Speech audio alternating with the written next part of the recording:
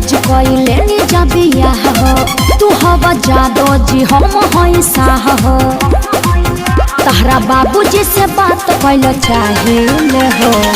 ए जी तनी अपना बाबूजी से बात करी ना। रुका लगावता। हाँ लगाई ना।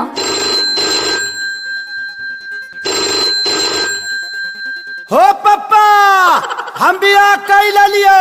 का बियाह कइले लिए हमरा ले बतैले।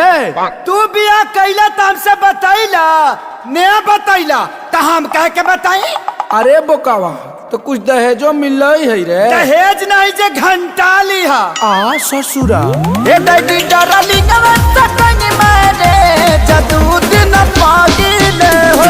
जूता से पिटाई बे मुहा पावन मिली तगे जसा फप पागिले हो।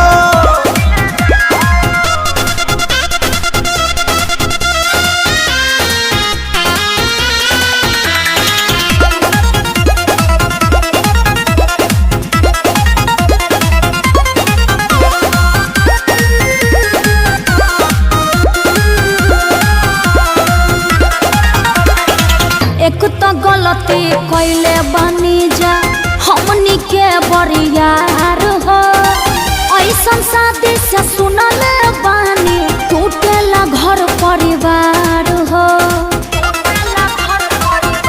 पिताजी एको थप्पड़ न मारी है घरे चल प्यार बड़ी करी है।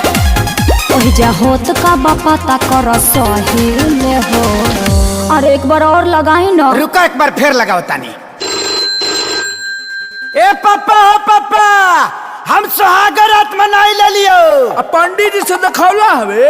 अरे तो सुहाग रात में पलंग के जरूरत लगल है पंडित जी के थोड़ी लगल है। ए दैडी डरली नवत कनी मारे जदू दिन पागिले हो। गुजार छटवाई बेटा मुहा पावन मिली तगे जसा फप पागिले हो।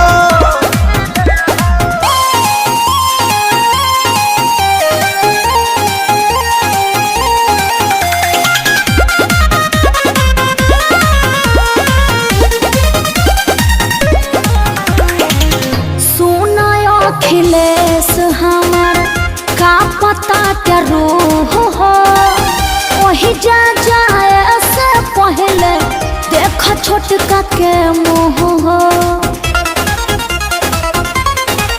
सुन सुन खेसारी के रानी कुछ कोई न कहतानी।